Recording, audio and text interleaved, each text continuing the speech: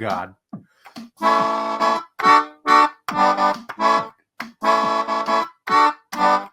Damn it.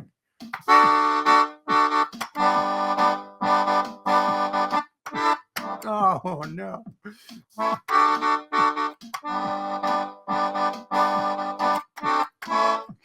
All right. Hello. Hello, world. It's me, Riley Soliner. Welcome to Clash Clown.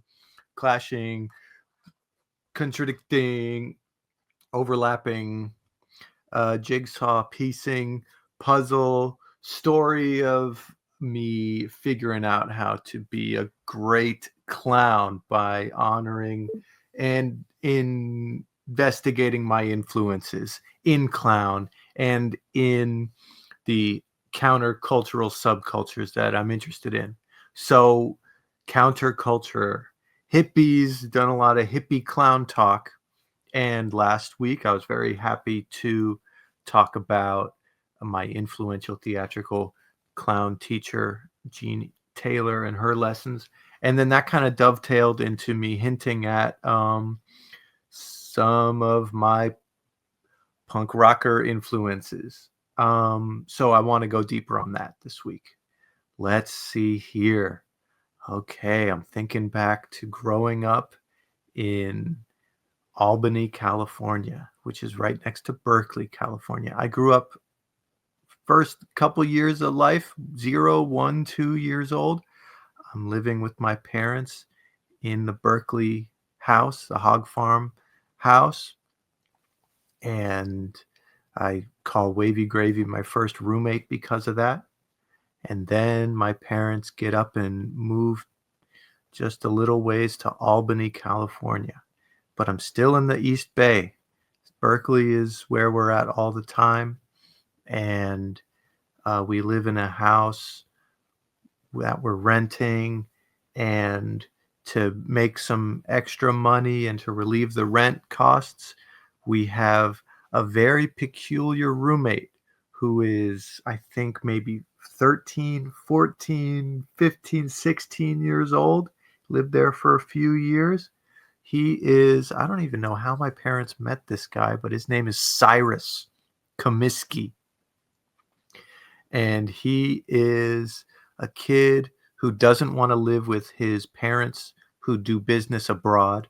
So he lives with these hippie parents and their little son, Riley. And he goes to school and he comes home and he practices bass in his room because he is in a punk band that does shows at Gilman Street, the Gilman, which is it's hollowed ground at this point in the mid 90s, because this is the all ages drug-free punk rock club that has a couple bands coming out of it that are kind of the claim to fame for this venue. We got Operation Ivy and Green Day. Those are the homegrown talents that performed at Gilman as they rose to local legends, and then kind of had their moments in mainstream. And of course, Green Day went on to do astronomical number. I mean, I remember watching Green Day live at Woodstock 96, I believe. So already there's some overlap there, because of course Wavy Gravy, the MC of the original Woodstock 96, and the disastrous Woodstock 99. Wavy's not responsible for the disasters at Woodstock 99, but we can't mention Woodstock 99 without mentioning the terrible disaster that it was. Okay, back to Berkeley, back to Gilman. Gilman was a place that I would look at from the passenger seat window of my mom or my dad's car as we drove to, let's say, Picante, the non-threatening, actually not very spicy Mexican restaurant in Berkeley. It's funny that it kind of stuck out as this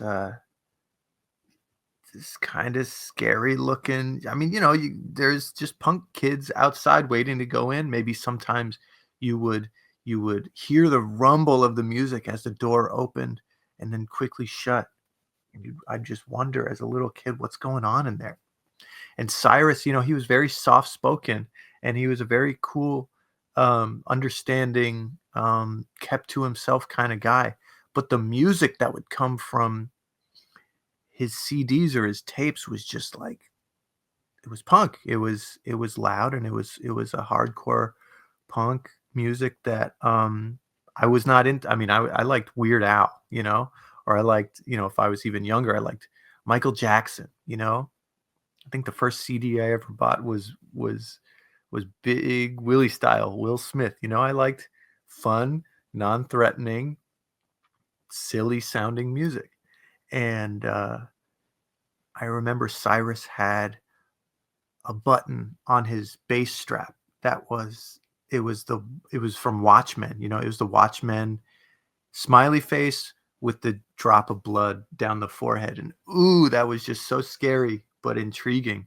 And I have this memory of my Uncle John, who I want to talk about more eventually, my mom's brother, Uncle John, who I have this memory of Cyrus being proud of but so self-conscious to like share his demo tape of his band, Black Fork, I think that was the name of the band, with uh with my parents and Uncle John. Like, first, like, I can only imagine like the embarrassment of like sharing your punk demo with this family that you live with but isn't your family. And I remember, like, I can remember watching Uncle John not understand the music and trying to be so kind and enthusiastic, but can't really come up with anything that you would like as a teenage punk rocker that this guy would want to hear, like, um one of the songs had to have been, 45 seconds long. Just total sonic assault, right? And it just ends with Cyrus, just kind of like sliding his finger up one of the bass strings. And I remember Uncle John just like, I really like how that song ended with just the bass. It was just so funny that like it was such a kind, open-minded reach of a compliment for this punk music that was just completely indecipherable and aesthetically um um perpendicular to anything Uncle John might have liked. I'm thinking Uncle John must have loved the folk music coming out of the folk movement and protest movement in the 60s when he protested at Harvard. You know, I remember Uncle John being very moved and inspired by classical music. So this punk thing was just completely opposed to what he liked and understood, but it was just such a funny moment of watching the awkwardness of Cyrus sharing this music in the first place, and John doing his best to deliver some kind of compliment with zero um, reference or context for what this music even is. So funny. And Gilman for many years for me was just the music that came out of that demo tape was really the only reference point I had for what could have possibly been going on at Gilman. And, understanding that Green Day was cool and something to be proud of because they were from Oakland. And we have so many friends in Oakland, and we go to Oakland, and Oakland this, Oakland that, and Berkeley, Berkeley, Berkeley, Berkeley.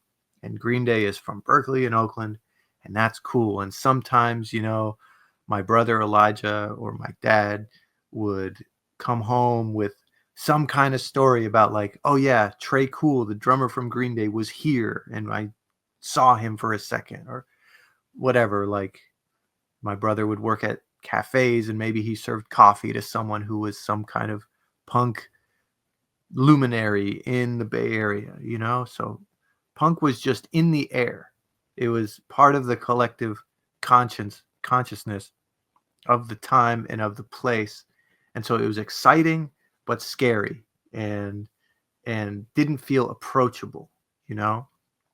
And that kind of, I guess, brings me to, mm, I guess, middle school, trying to separate myself from the embarrassment of like my hippie parents. And I don't want to listen to the Grateful Dead. I've been to more Grateful Dead shows than even in utero than I can count.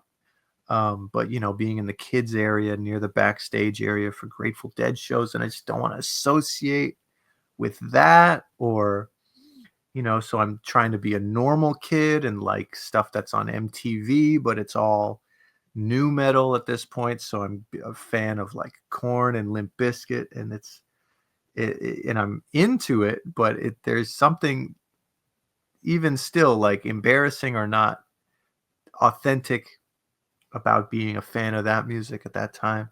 And so I'm entering high school, and I'm friends through the Hog Farm. I have a friend who's my age named Abe, and I'm hanging out with some friends who I know through Abe.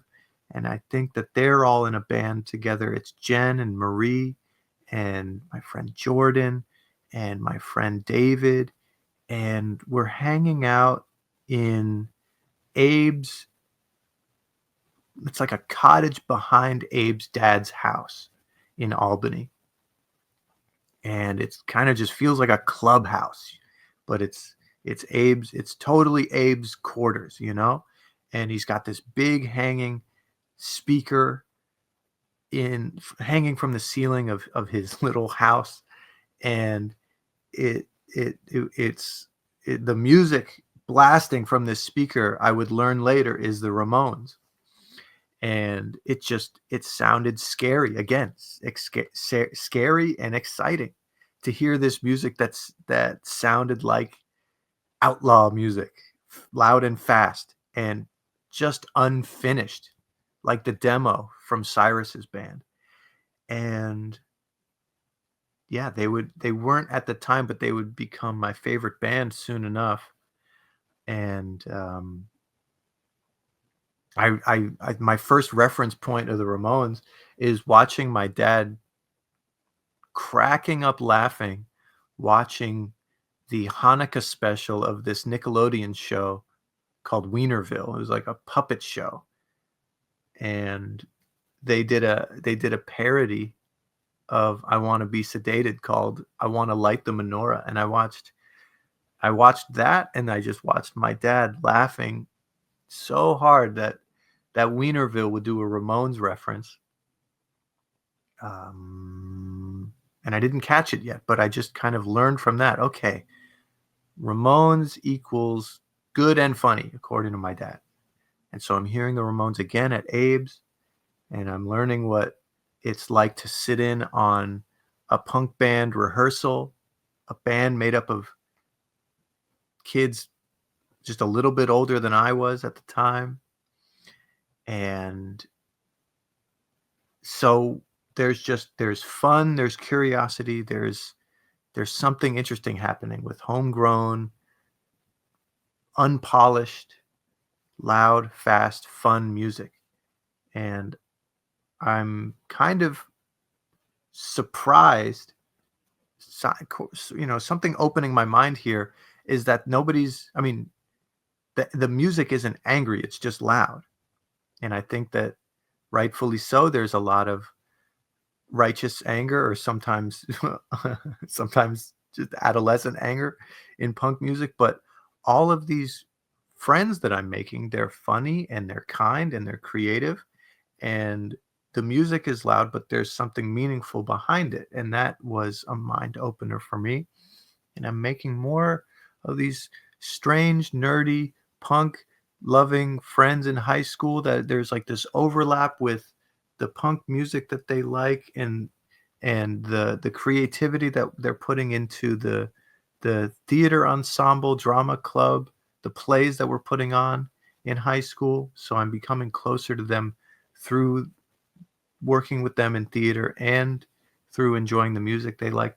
But I remember a real inflection point that led to me gathering up the courage to go to scary Gilman for the first time was Gravy Train. Gravy Train with 4 exclamation points at the end.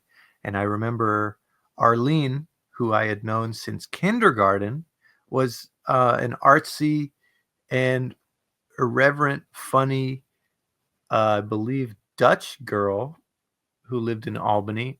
And we were in art class together. And for whatever reason, we could play our own music, or maybe she just had an iPod and would share that during art class. And Gravy Train, how do I describe Gravy Train? Gravy Train is like a raunchy B-52s that would sing or rap these kind of lo-fi, shitty keyboard, electro pop punk songs about sex and drinking and fast food. And specifically, it was the Men's EP, MENZ. Maybe I'll start including links to shit in the descriptions of all this stuff. But it was the Men's EP, and it was specifically the song "You Made Me Gay," which was sung by a gay man. And I thought this shit was the funniest song I'd ever heard. The audacity, right? I grew up in the Bay Area. There's gay people everywhere, and there's just the environment was one of just, it's inherent to be accepting of this thing that was just around us, right? And I mean, we're right across the water from San Francisco, and my Uncle John was gay, that I would learn later that he was gay. And it was I remember that being a thing where my mom was kind of tense to let me know that was true. But I remember having a very nonchalant, okay, reaction to that. And I'm grateful for that. I'm grateful that I grew up with gay and lesbian role models and teachers. And anyway, but there wasn't sense of humor that like in this song, right? Like that it could be something you could joke about, something you could write what sounded like an unfinished, raunchy, ridiculous, hyperbolic song about being gay. And I would just crack up laughing to this song because I just didn't know this was possible. And to me, that was like a very inviting, low stakes, hilarious invitation of like, this is punk too. This is funny, and this is playing with these ideas that for one reason or another, to a straight high school student that felt like these aren't things to joke about. Here's a gay guy with his girlfriends joking, writing this raunchy fucking gross song about this. And it was and also just the homophobic concept of you can make someone gay. To play with that was so fucking funny to me. And the other songs, Hella Nervous, Sippin' 40s, they were just so catchy, so cool sounding that they sounded sonically just so bad, like that demo, that Black Fork demo. So Arlene being so cool, my new friends talking about these other bands at Gilman, about performing at Gilman, I had to go. And when Gravy Train was performing at Gilman next, I was there. And my friends took really good care of me too. They knew I was scared. They knew that I didn't want to be crammed in with everybody there at this, this very DIY, this very black box, this very crowded, this very everybody smoking cigarettes inside kind of place that I guess it was my friend Phil, who was maybe worked a soundboard or was a coordinator at Gilman at the time. He set me and my friends up. We got to sit in the staff only kind of balcony that was overhang. And I just got to sit and watch Gravy Train completely tear the house down. And that was I was sold. Gilman was a cool place to be. It was a non-threatening, inclusive, exciting place to see a really amazing live show by a band that wasn't going to be famous, but could just be this local legend kind of energy. And yeah, Gravy Train was my first show at Gilman, but nothing would compare to the fanaticism that I would develop for the Phenomenauts. And man, oh man, I feel like the rest of this episode could be about the Phenomenauts if I'm not careful. I want to cover a lot of ground, but how do you describe the Phenomenauts? The Phenomenauts were the band that all of my nerdy, theatrical minded, punk loving friends would talk about and go, "You're going to love this band." And man, they were right. The Phenomenauts, science fiction rock and roll from the year 2000, from Earth's capital, Oakland, California. And I feel like so much of what informs, what puts together an amazing live theatrical or musical experience for me, it goes back to the Phenomenauts. They are such an inspiring, fucking exciting. This was the band that I put all of my belief into in high school. I'm 16, 17, 18 years old. I'm at every Phenomenaut show at Gilman. When they performed at How Berkeley Can You Be, like a local annual festival, I was there, front row, memorized all their lyrics. And then, of course, God, okay, where do I begin? Okay, the Phenomenauts, science fiction rock and roll. That's what they called their own genre of music that they made up.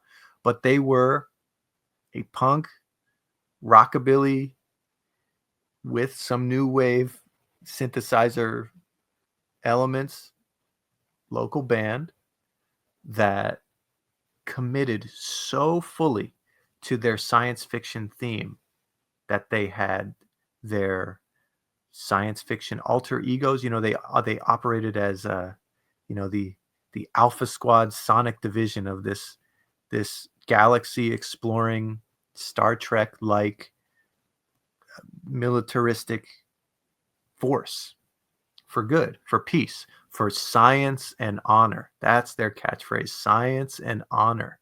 Science as the search for truth, honor as a way to treat people and things and the planet with respect. There's some hippie-ish undertones here, being from East Bay, Berkeley, Oakland, but they had this very attractive idealist ethos that ran through their lyrics. They would sing about cruising the galaxy. They would kind of split the difference between doing this science fiction lore building of their songs about cruising the galaxy, and then they would also do a lot of songs on the themes of the history of space travel and the struggle of I guess religion in a world where science is the answer, and the search for truth is being held back by closed-minded, small-minded religious fanatics. And as a teenager, this was just, this is like tonic. This is like an addictive, just something you want to really latch onto as you're starting to gain, a teenage sentience for like the hypocrisy in the world of like, a Jerry Falwell, for example, or, people blaming Hurricane Katrina on Ellen DeGeneres kind of shit, So to have a punk band that you could be in the front row for, that is they're these comic book characters come to life in these Star Trek uniforms with their own slogan and ethos and a salute and merchandise that looked like a NASA logo, but just a little cheekier, and the way that they would the commitment to not only having this really tight live show that was choreographed, and just they looked as if they fully understood exactly what they were doing with theatrics like science-y gadgets on stage. I mean, the streamerator was one of their calling cards, which was a leaf blower with an attachment on the front where you could hang a roll of toilet paper, and when you turned the leaf blower on during the guitar solo during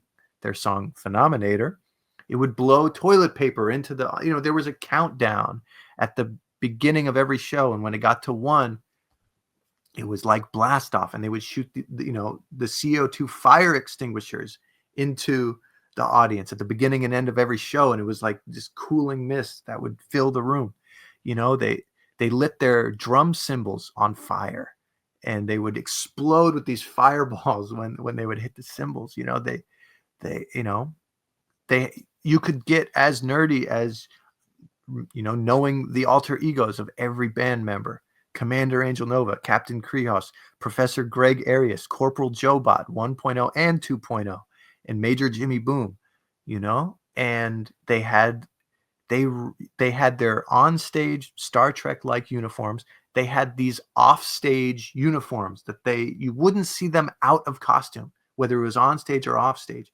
They had matching shoes. They had matching Dickies jackets with their Phenomenauts logo screen printed on the back, plus the patches on the shoulders and the buttons that looked like the flight pins. And I just bought in fully. I had my own jacket. My dad found the Western style bib shirt like they wore with their early uniforms. So for Halloween, I had a Phenomenauts uniform costume. I bought the patches. I bought the t-shirts. Of course, I bought and listened to the music. I tried to evangelize their music when people just wouldn't understand, like, this nerdy thing that I was just fully committed to. They drove around in a van that you may know, I don't know who knows this, but okay, Berkeley, Oakland, there's a tradition of art cars that would parade, in an annual parade, they would show off their art cars. And so there's this art car tradition that they would draw from when they drove around in their van, the Phenom Bomber Beta. They spray painted their van completely silver and then glued computer parts and old vintage toys and everything that just had a strange texture to it onto the silver van. And then they spray painted all of the junk that they glued to the van silver too. They had I think they cut out a hole in the roof of the van and put one of those plexiglass domes. It was just like and with all of the spray painted silver, it looked like the texture of the little towers on the surface of the Death Star. It just, they fully had this almost like a pro wrestling commitment to keeping consistent with wherever you saw them, whether it was on stage or off stage. It was just mystifying that they would commit this hard. This opened up my imagination and just a world of possibilities of, like, you could really live this. You could blur these lines of reality and fiction in such a cool, attractive, exciting way that also felt good. I took pride in being a fan of this band because of I felt like I was learning something. I felt like I was being introduced to something interesting with space travel and science in general, and taking pride in not falling victim to the predatory, deceitful mainstream religion stuff going on, and also pride in a local band, pride in to call Oakland the Earth's capital, supporting these local venues that I would go to, Gilman and otherwise. and something semi-obscure to connect with over my nerdy, with my nerdy friends. It was so fun. It was so fun. And of course, I mean, it was also exciting that the Phenomenauts had their own command center. They all were these artists that lived together in a warehouse in Oakland, and they decked it out to look like a sci-fi nightclub. When they had their record release shows or just their annual Halloween parties, it was the command center. And it was just so exciting to be a part of an audience, both at the command center and Gilman and wherever else, that would show up for them, not only knowing the songs and enjoying the band, unironically dancing, right? But people would show up in sci-fi costumes. It was the first, I didn't know it at the time, but this hint of, I guess we can call it an immersive experience. Just when you enter the venue, the rules change. You're part of a different world that people are really excited to mutually agree upon. So fun, so cool. And I loved that time. I loved that band. I loved the bands that would play with the Phenomenauts. I'm thinking about Groovy Ghoulies and the Secretions. I'm thinking about Teenage Harlots and the Epoxies, maybe even the Mormons. They weren't Mormon, but they dressed like Mormons, and I thought that was so funny. They wore bicycle helmets on stage. God, anything else about the Phenomenauts? I mean, just I loved their live show. I love seeing how much work they put into their live show. The little bit of choreography that they had was just added so much to the show. Corporal Jobot wore a Theramatic Helmerator, which he needed to live as a cyborg after he was a child genius that one day he was jumping on his bed during space cadet school, and the ceiling fan chopped off the top half of his head. So Professor Greg Arias developed the Theramatic Helmerator, which is a skateboard helmet spray painted silver with a theremin, a wireless theremin installed in the top of the helmet, that so you could extend the antenna of the helmet, and then Professor Greg could play a theremin during a guitar solo. It was so fun and cool and nerdy, and it was just exciting to be so into this band. I remember coming home from high school and just checking their message board and their website every day for updates on their next show, or just what their new photos looked like on MySpace, what their new songs sounded like. Man, I was a super fan of this band. Super fan. I guess yeah, and that just made me familiar with Gilman. That made me more comfortable in this space that was once scary. It introduced me to a lot of new bands that I would then show up for, whether or not they shared a bill with Phenomenauts. And it just made me excited to learn more about how to get around my own city, how to take the bus to go to a show, how to take the BART into San Francisco to see bands, and how to enjoy myself at a show. What a gift. What a special, liberating little time in my life. And that's a lot of the story with me and the Phenomenauts. I guess I feel like I have to mention that that the front man of the Phenomenauts at the time, Commander Angel Nova, he outed himself as a perpetrator of a toxic behavior in the Me Too movement when that kind of came around. And I think the band and he did the right thing. I think the band released a statement about, science is the search for truth, honor is about respecting people, and we have a member of our band that acted dishonorably towards romantic partners that he was with, and so he's not in the band anymore.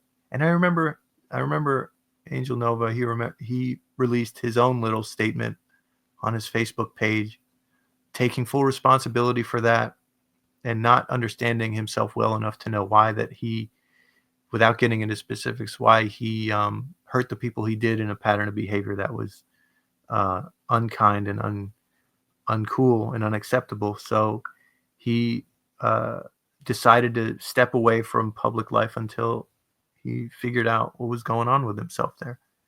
And that was that. And I think the Phenomenauts made a little bit more music, did a little bit more shows. I was already living in New York at the time, and it was a sad, cold wake up call that this band and these guys that I looked up to as teenagers were, some of them were doing uncool stuff. So I feel like there's it's bittersweet to look back at that time and to champion those guys the way I did when maybe they weren't doing the right thing, when they admittedly weren't doing, when one of them was admittedly not doing the right thing. So I got to mention that. I'm checking my notes here after Phenomenauts. I mean, so I mentioned the theatricality of blurring these lines of reality, of really diving into alter ego and the immersive experience of just the rules changing when you get into the venue and everyone is committing to this other level of reality. And to me, that overlaps with my excitement and love for professional wrestling, which I feel like maybe that's next week's episode, is we got to talk about pro wrestling. But there's something there about the Phenomenauts and even just a live music experience in general. But I'm also thinking about the unpretentious, the unassuming, the semi-scary but exciting environment of a black box, do-it-yourself, low-budget environment to go see a show.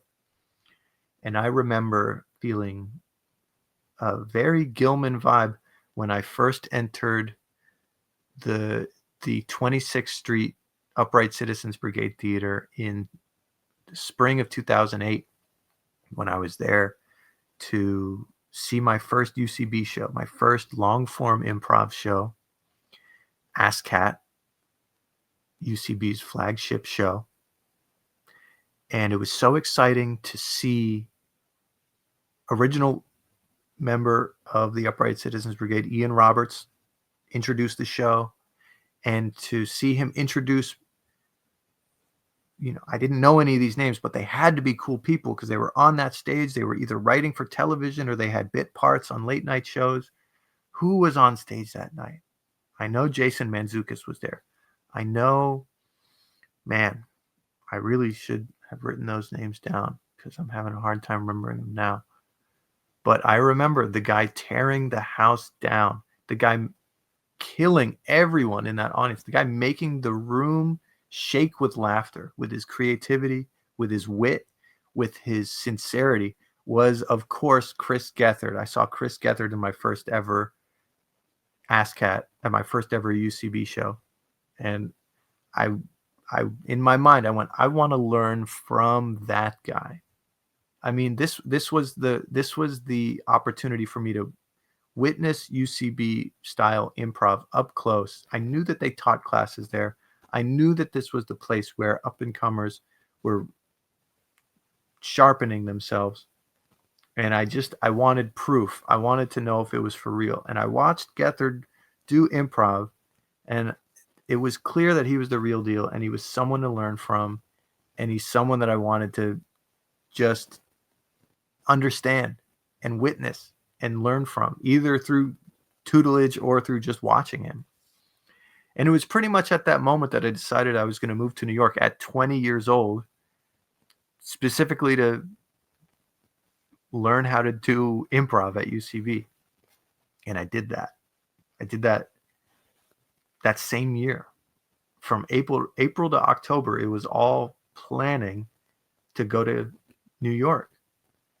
And I made that happen for myself.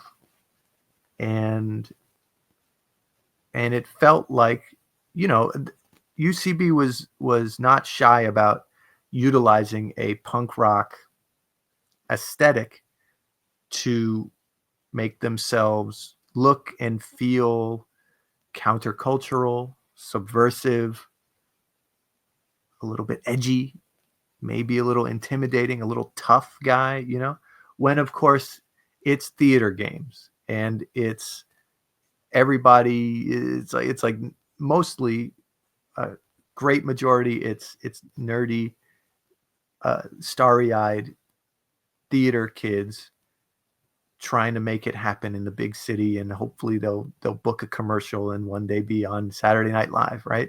The most the most subversive thing out there, the most countercultural thing out there. SNL in the 2000s.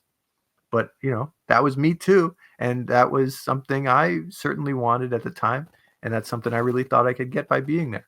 But there was something more exciting than just that going on. And Chris Gethard was the cult of personality at the center of that. And this is a guy who was extremely shaped and molded by the punk scene that he grew up around in New Jersey. And this is something that he carried with him to his performance, his writing, and his producing of shows at UCB that felt like something tapped into the authenticity of a punk ethos, and also to the authenticity of his own lived experience. If you don't know, Chris Gethard is a comedian that's been doing stand-up and storytelling on a high level for, I guess, 15 years now, and he got his start doing improv at UCB, over 20 years ago. And he's someone who got in to the theater at a time where there were less people, there were less rules, and there was a lot of room for experimenting with exciting, dangerous feeling performance art at the theater. And he really championed that in not only his process, but in putting a spotlight on other people doing something similar, something adventurous, something exciting. And so I wanted to be a part of that. And he already had amassed a small subculture within the subculture, that hung on his word, that filled up his classes, that packed the house for his shows as he came into his own as not only a storyteller that got extremely raw and personal about the humiliations of the details of his very strange life, and his journey with getting right in his mental health, but also put together shows that had this fervor behind them. I mean, whether it was putting together improv teams that specifically performed in unconventional venues, like a restaurant that was not expecting or happy to welcome an improv team performing in the middle of the restaurant, or on the street, or an improv team that was 30 people large that would refuse to do a conventional improv form, or a live bracketed stand-up comedy tournament with fully improvised material where if you were eliminated by audience decision, you would be shot with paintballs, right? That was a very exciting precursor to what eventually became the Chris Gethard Show, the late night talk show that he would do once a month, midnight show at UCB with a live band on stage. And that was another thing. I remember entering the theater and the live band was playing rather than just canned music. And it just felt like the rules were different. It felt like something different and important and exciting was about to happen. And it was thrilling. I remember that night, the theme, I think, of the first episode was fights. And the show ended with a live demonstration of Brazilian Jiu-Jitsu between Gethard and his instructor, Black Rob, who is this giant man who would just slam Gethard repeatedly to the mat over and over again. And you could hear Gethard's body just flopping against the floor and it would just the sounds of shrieks and shock and ooh, that just filled the room along with the laughter. It was just something more than just comedy, right? Things got real in these shows. I've described the Chris Gethard show before as a show that not only made me laugh the hardest, but made me feel the most. There was excitement, there was terror, there was heartbreak at these shows. And there was just something very visceral, very punk about how much this show made you feel, and how there was this opportunity to get involved, the audience participation, the the dedication, the welcoming of people onto the couch from the audience if they won a raffle or fit the bill for a specific theme of the show. It was just so exciting that this was something that maybe you could be a part of, and that was a huge goal of mine. And if you know my quote unquote career, you know that yes, I became part of the Chris Gethard show. That became a huge, very formative, very exciting, very important part of what I did and what I do. And maybe because I want to cover other things, maybe I'll leave that till later. Maybe I would love to have Gethard on this show one day. I mean, I know I would. I want to talk to him about the thread and the themes of punk and clown and how I see that as the Gethard show and his work in general as a direct influence on all this stuff that I do. I don't know how I could get through talking to Gethard without it being just a complete kissing his ass festival, but I've done it before. I think he's used to it. I think I can do it in a more eloquent, measured way at this point. But hey, Gethard, if you're listening, hello. I finally did the podcast I talked to you about. Hello, come on my show one of these days. We'll do that. Anyway, there's so much more I want to talk about. Punk influences, how it relates to the clowning thing for me, the blurring of reality and fiction, the blurring of performance and audience lines, having a big wish and a dream that people come together for something righteous. I see that as a punk thing and as a clown thing, of an aspirational, populist dreaminess of saying something from the heart and having it break through to people in a way that makes them want to gather together in a peaceful kind of anarchy. Sometimes it's scary to witness a punk movement from the outside and you go, those guys are dirty, similar with a hippie thing. Oh, they're really going to be barefoot like that in the dirt. Oh, and they're just singing together. And what is this weird, I remember it meaning a lot. Back to Gethard for a second. He did a fucking insane thing. For I think Bonnaroo paid him to hitchhike from New York to Tennessee, or maybe LA, from LA to Tennessee. But it seemed from the outside like a completely maddening experience, but also an enlightening one, where as a dyed in the wool punk, he was maybe looked down upon hippies, right?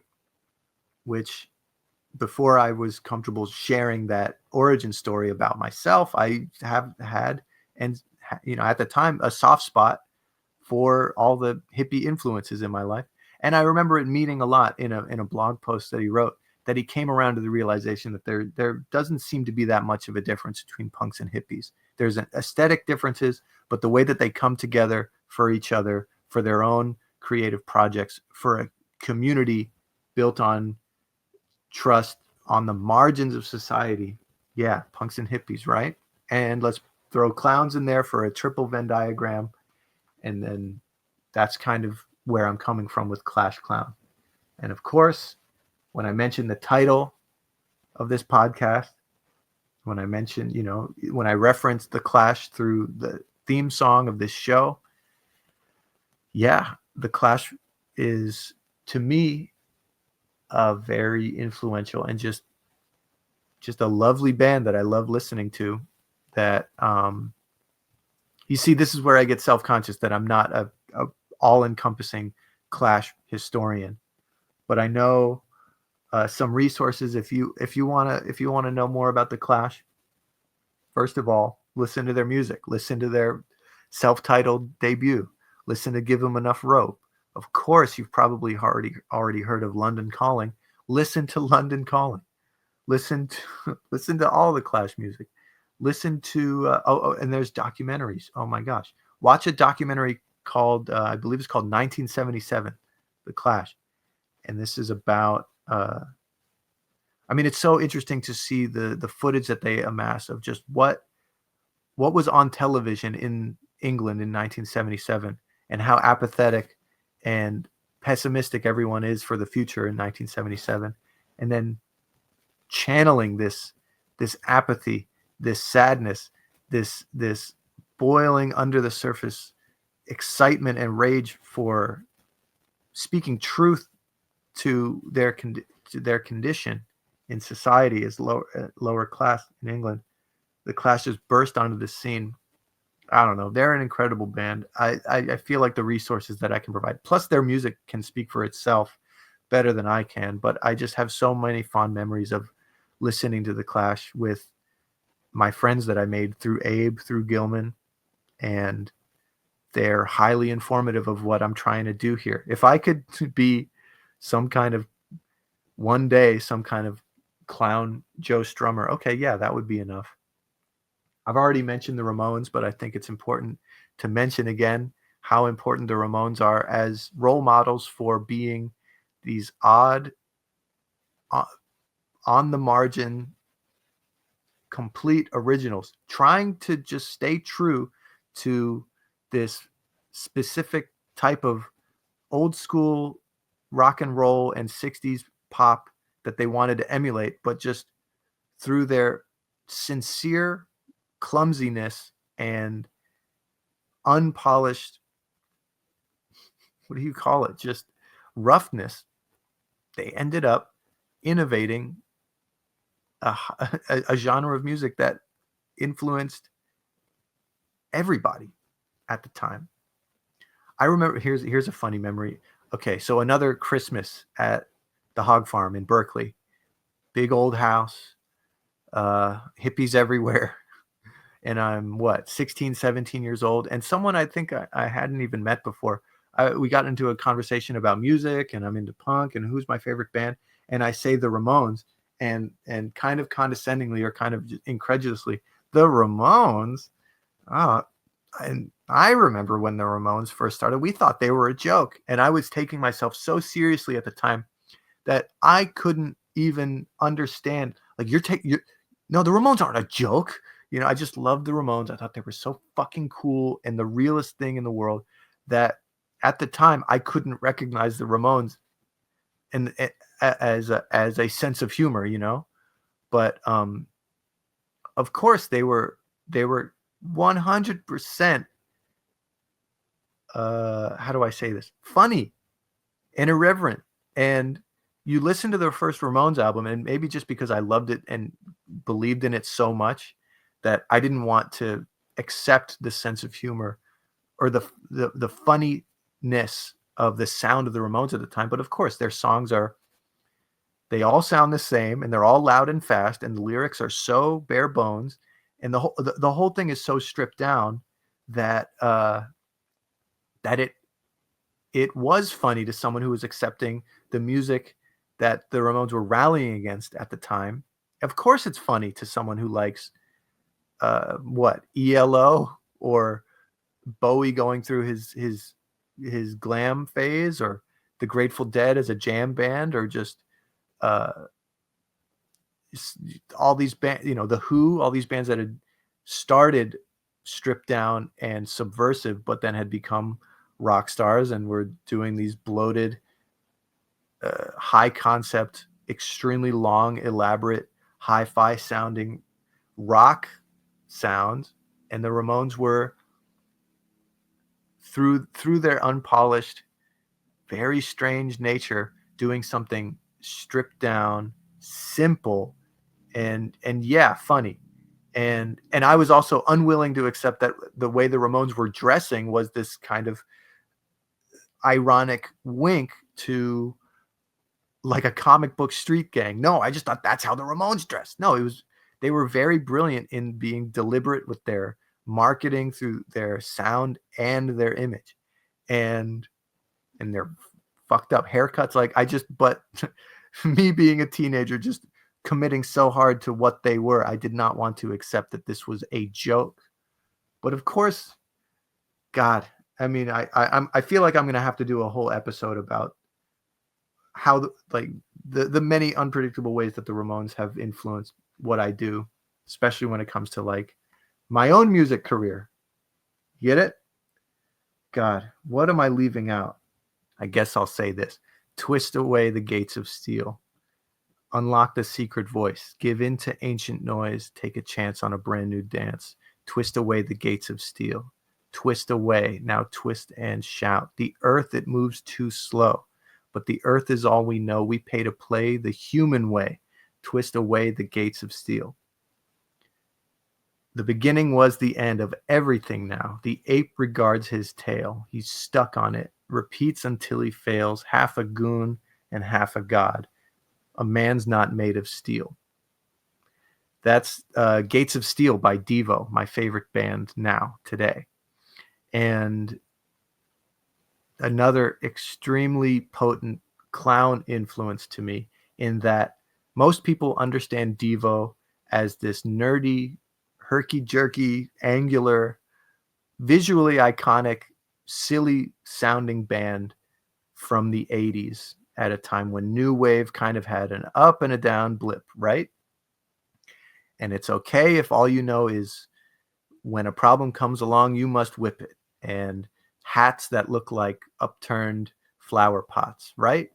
But I'm here to tell you that Devo is a first ballot pick for the Clash Clown Hall of Fame in their work for delivering humorous, but also extremely thoughtful, humanistic, subversive art. And we're coming up on an hour now. How much can I get through right now? In the 1970s, the founding members of Devo were students at Kent University in Ohio. Gerald V. Casale was protesting the Vietnam War when the National Guard came to Kent and opened fire on peaceful protesting students. And this in many ways opened the world in a cynical but very realistic way to Gerald Casale and Mark Mothersbaugh. And together they commiserated, and they tried to get over the shock and the horror and the post-traumatic stress of witnessing their students killed for peacefully protesting the unjust, completely moronic Vietnam War. And so they got together with their mentors, these poets, these writers, these artists, who started joking around about this idea of de-evolution, this idea that humans are devolving. And they started coming up with this fictional world and aesthetic of Art Devo. And that developed into them creating short films and music with synthesizers and guitars that became the band Devo. And they sung songs from this character fictional world perspective of just a complete corporate neutering of the world, where humans are acting strange and alien, and they started dressing the part and making music that was hard to listen to and understand. And they also sang songs from that bird's eye view of trying to just observe the world through this new lens. And man, once I started understanding that in high school, they became one of my favorite bands, and Gates of Steel remains one of my favorite songs to this day. And I remember witnessing the breaking up of the protest encampments at Columbia University last year, being so heartbroken, feeling so fucking angry about that, and then just witnessing the parallel from Kent to Columbia, from the 70s to the 2020s. And I posted the lyrics to Gates of Steel on Instagram like a real activist does. And it was just a way for me to contextualize and channel that heartbreak. And my friend Jordan P., not the Jordan from high school, but a different, from my close friend Jordan, who I play music with at Camp Winter Rainbow, very particular about the songs that he chooses to teach to the kids at camp. But he texted me after he saw that story of the Devo lyrics, and he said, we're going to do this song at camp, which was from the time I was 19. This was like a outlandish fantasy that I could one day sing acoustic folk style covers of Devo songs at Camp Winter Rainbow. I mean, Devo at the, I didn't, Devo at the time just felt like I loved them, but was like a diametrically opposed aesthetic to the hippie and the folk aesthetic at Camp Winter Rainbow. And it just seemed so funny to me, but so right in some way to sing Devo at camp. And to stand in the fire circle at Camp Winter Rainbow, returning to camp after all those years gone, singing and playing with such a close friend in Jordan, singing at the top of my lungs the lyrics to Gates of Steel, and having these kids sing it back and then sing Gates of Steel. These 8-year-old children, these 14-year-old children, to sing Gates of Steel to their parents at the end of a Camp Winter Rainbow session was the fulfillment of a fantasy that I just was so meaningful to me. I don't know if we're going to sing it next year, but to play Gates of Steel and sing it at the top of my lungs and then end up having conversations about what the lyrics meant to these kids over lunch was a very meaningful deal. All right. So this is Clash Clown. I didn't really talk about clown very much, but explicitly I didn't talk about clown. But if you've been listening and you know me well enough to see where I'm trying to draw these lines of these countercultural or subcultural communities that come together in creativity, in trying to make something better, in having some kind of, staying true to some kind of starry-eyed idealist way to bring people together and inspire people to make art in peace and in fun, towards the fun, and blurring these lines, these overlaps, the mandala in the Venn diagram of the public and what's on stage, and inviting the public to dance in between those lines. That is Clash Clown to me. And that's the Clash. That's Devo. That's the Phenomenauts. That's Gilman. That's Cyrus. That's Abe and Jordan and Jen and Marie, and all these terrific memories I have of these ridiculous looking and sounding bands, and UCB, and doing improv, accepting an offer from the audience and giving it back in creative discovery, in doing something that the audience isn't prepared for, in the Gethard Show, in storytelling shows that go beyond just a funny anecdote, but breaking your heart open in front of people so that everyone benefits. Yeah, stuff like that. That's the punk rock thing for me. So next week, I don't know, man. We're getting close to 10 episodes. My idea was, let me make 10 episodes and then reassess. So next week will be what? The 5th episode, the 6th episode, something like that. And thank you for listening. Thank you for listening on YouTube and Spotify, soon to be on Apple Music as well. Let someone know if you're enjoying this show. And hopefully I'll have some guests on soon. I can stop talking to myself, but I'm really enjoying just laying out the game pieces on the board, as you know. I appreciate your support, appreciate you listening, appreciate you being here. And yeah, there, let's see if I can hit the fucking melodica one time correctly. You ready?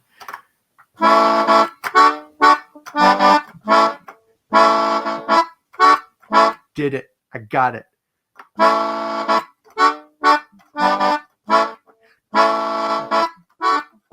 Nearly absolutely flawless.